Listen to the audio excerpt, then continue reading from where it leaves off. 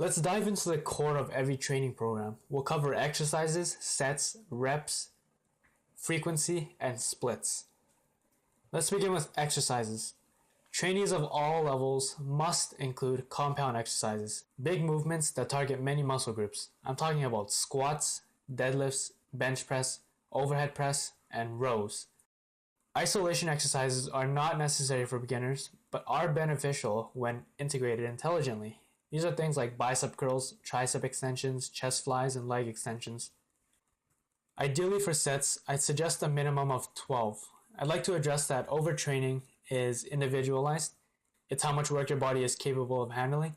Obviously, an advanced trainee will be able to handle much more workload than a novice. As you progress with your training, your body becomes more and more efficient at adapting to stress. So having more work sets is not a bad idea. So how many reps do we want? First, let's understand what rep ranges are ideal for individual goals. Reps of 1 to 4 are best for strength gains. It improves the efficiency of the nervous system. However, this rep range has very little benefit to build muscle. Reps of 5 to 8 is great for strength and hypertrophy. Hypertrophy, put simply, is the increase in size of muscle tissue. This is the best rep range to work in. Reps of 8 to 12 are best for hypertrophy and good for endurance.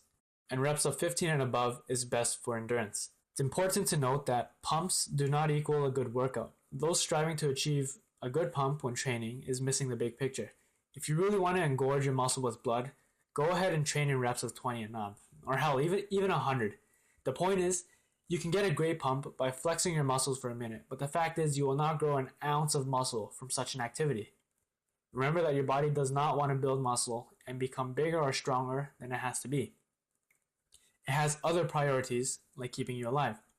So you have to force it to grow by applying stress to it, leaving it no choice but to grow. Now when it comes to rest periods, for now don't put too much thought into it. For the first 6 months of training, just whenever you're ready, this is usually 2 to 5 minutes depending on the exercise. Something like squats have a higher demand in rest time compared to, say, a pull-up. As I said earlier, I want you guys to have a functional physique, so all compound movements will be trained in the rep ranges of 5 to 8. And isolation exercises will be trained in the rep ranges of 8 to 15. As you progress, you can eventually add one set of 20 reps for each compound exercise to work some endurance. If you suffered an injury, it's a good idea not to overload that muscle or joint with heavy weights.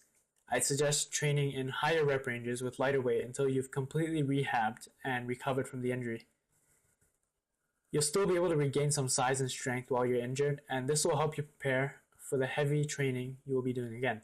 For rep speeds, simply explaining it, on the concentric portion of the exercise, which is going up, you want to explode up as fast as you can, and on the eccentric portion, which is going down, you want to control it. Go slow, about 2 to 3 seconds. What about frequency?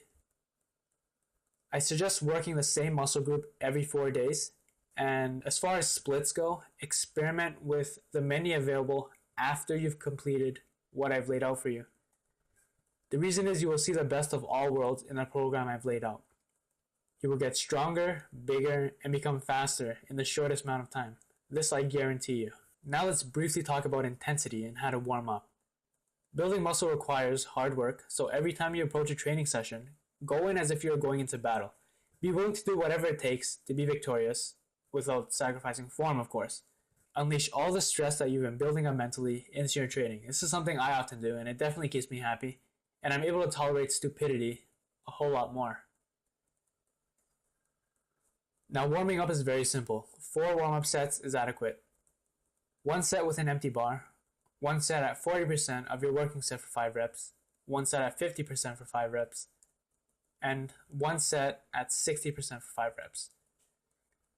Warming up is important. The purpose is to prepare yourself for a great work set and prevent injury.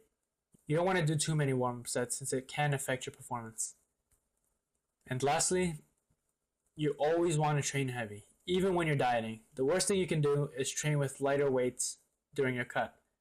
A lot of bodybuilders preach this and they'll tell you to do this, but let me assure you that you will lose significant strength, and believe me, you do not want that.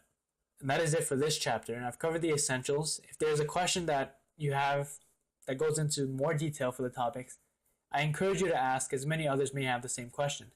and I will answer it as soon as I can.